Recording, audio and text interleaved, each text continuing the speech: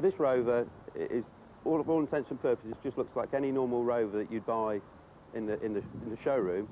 But the difference is that we use this Rover for speed enforcement within the traffic department, and we've got varying gadgets. If I can show you, first of all, basically the same, no difference in the interior layout. We've got the radio, which we use for communication purposes, and then we move to the main gubbins on the which is a camera. The camera records what's going on ahead of the vehicle, what's happening. It's on all the time, and we can swivel the camera around 360 degrees if we need, so we can follow any vehicle wherever it should go. We can zoom in with the vehicle, so the vehicle, we can catch it, we can go in with it, we can zoom out with it with use of a mobile handheld device here. And it's also displayed on a screen which we will then use to play back to the person and show them what they've done, so that's on all the time. Also on the screen, it's linked to VASCAR, which is Visual Average Speed Computer and Recorder, which is basically a time and distance way of working an average speed. That will display onto the screen the date, the current time, the speed that the vehicle is doing constantly, and then when VASCAR's working, the distance travelled, the time travelled, and the average speed which we come out with. We then move to different other features on the vehicle. We've got a display sign on the back window, which is controlled by this box, which when we push it on, turns up into the window and displays various signs: police, police slow, and police stop, alternating between the two. And we can also display that to the front if we require. The video recorder, there's a video recorder stored in the boot, and that's turned on and off with this means of this handheld control, so we can play, record, just like a normal video recorder in anybody's house. We've then got flashing headlights and blue lights in the front, so there's blue lights which are displayed to the front by means of that device, and flashing headlights to assist us to get through the traffic. We've got rear reds, which alternate rear fog lights on the back, it's a warning device, and also a whale and a out device to help stop the vehicle. If you were to get stopped by it, you'd realise it wasn't just a normal Rover, it's our enforcement and education vehicle.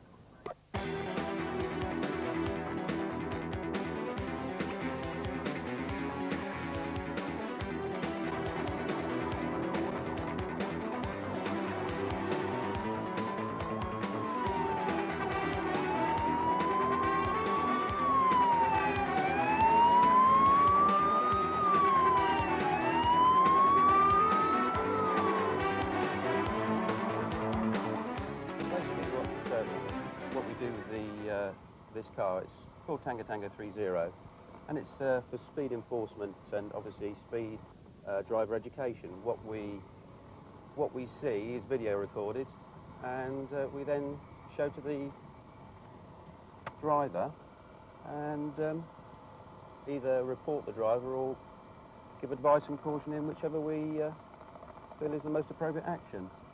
We can cover anywhere within our allocated areas. We're southern traffic, and from Tapo we will cover Slough, Maidenhead, Windsor, Ascot, towards Henley, Ivor. We've got a vast expanse, and also we've got the M4 and the M25.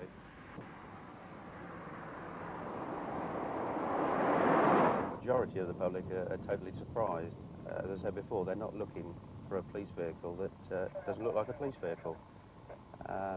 You'll get the ones that will immediately put their hands up, yes, and they realise that that's it at the end of the day, that they've been caught fair and square, and then you get the one that says, no, I wasn't. And then you pull him back to the passenger seat, you rewind the film and show him, and when he's picked his jaw up, he then says, yes, I was doing that, but they don't realise that they were doing it. And as you can appreciate, nobody likes having their driving criticised, no matter who you are. Everybody is the best driver in the world. But it's sheer surprise. I had a gentleman in a Jag on the motorway for speeding, and he was surprised, and he was very impressed with the quality of the film, saying how clear it was. But yeah, it's shock and amazement, I think, would probably be the easiest way of describing it. We'll join the motorway now, and undoubtedly we will pick up a speeding motorist. Just realise 102 miles an hour now, the speed limit is 70. He's getting slightly caught in traffic, which is going to be decreasing his speed, but we've got a constant gap between us. We're doing 96 miles an hour. So obviously at 70 miles an hour, he's well in excess of the required speed limit. We'll follow him along a bit further. I will be talking to him anyway, but when he clears this traffic, I have a feeling that he'll obviously get back up to the speed. Plus we've got bridges approaching, and I wouldn't wish to pull him on the hard shoulder, because to get back onto the motorway he'd have to encounter the bridge, and it wouldn't be safe for him to rejoin the motorway. So we need to find a good safe place to stop him before we can do it. And we're now coming off at the junction. Basically the last minute thing. If he was coming off at the junction, we should have really been in further back there. This is a good place to stop in, and I'll illuminate the blue lights and indicate for him to stop. Let's now pull onto the hard shoulder. The reason I've stopped you, sir, I've been following you down the motorway, and your speed was registered 102 miles an hour at one point. Obviously the speed limit is 70 miles an hour. I have to caution you that you don't have to say anything unless you wish to do so, but what you say may be given in evidence. I didn't go... Do you understand? Yeah, well, I'm positive I didn't go that fast. What I'd like to show you, if I put you in my passenger seat, I've got a video camera there, and there's a speed device linked to the video camera, and I can show you exactly what you were doing. Right, that's your vehicle there, sir. Well, 102 miles an hour. That's your speed. Yeah, and I've just said to you, what I'm doing, I'm matching... No, hang on, no, you'll watch the speed decrease. I'm matching your speed. There is a constant gap between us. Never decreases nor increases. I will keep a constant speed. Right, we're down to 92 now. Right. Right. I'm not catching, I'm keeping the gap. Yeah, you're slow. No, I think you're catching me. Right, hang on. The speed is now coming down. We're down to 86 miles an hour. Okay. You have caught me. Yeah, I'm catching you up now. Yeah. I'm not disputing that, because No, what I'm disputing is the 100 and right. whatever. Let's go back. Let's go back and see if we can go back a bit further, and I'll point it out to you again. Right. 92 miles an hour, 93. No, I'm not disputing that. 92. Yeah. That's what... You're neither pulling away from me. Now you are, and I'm having to increase again. But for a short time, I'm not saying any length of time, but we got to a speed where that gap didn't increase, which was 102 miles an hour, which is what I'm pointing out to you. Yeah.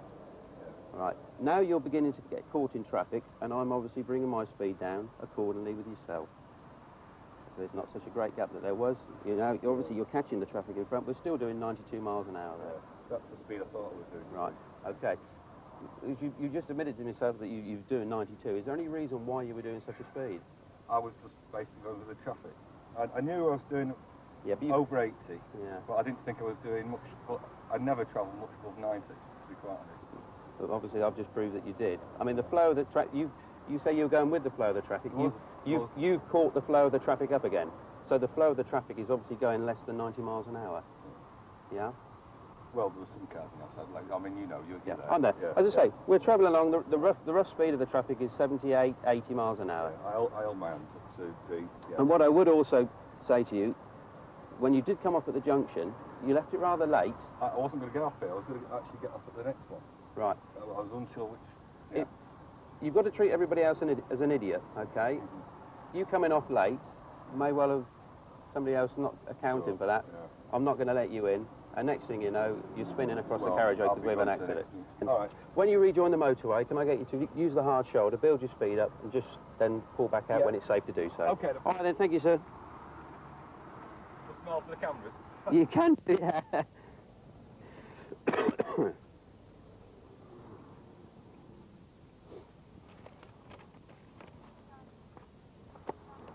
How do you actually feel about being stopped? Well, he's doing his job, isn't he? I was speeding. I held my hands up to that. I disputed the 100 and whatever he said, because I think he was catching me up. But I held my hands up to the 92. I'm, you know, just on the motorway. Personally, I think that's okay. 90 miles an hour. As long as you stay your distance and you can stop in time, that's okay. So, well, there you have it. Basically, I've reported the driver for the excess speed of 92, which was the speed which was the basically the distance I covered was 92, which was the constant. I pointed out to him that he went to the 102, and that the fact that if he does exceed 100, he does stand the possibility of getting a ban. I reported him rather than cautioned him. Obviously 92 is still fast, but he's got points on his licence which are from previous speeding offences, so obviously he's not learning from receiving tickets. Maybe the only way that that person is ever going to slow down is if the courts impose a ban, taking the privilege of driving away from him, and they might just sink home the financial penalty of losing a car, or that might do to him. Nobody likes to make people lose their driving licence, but if people won't learn, then it's the only way. So he'll be receiving a summons through the post to go to court.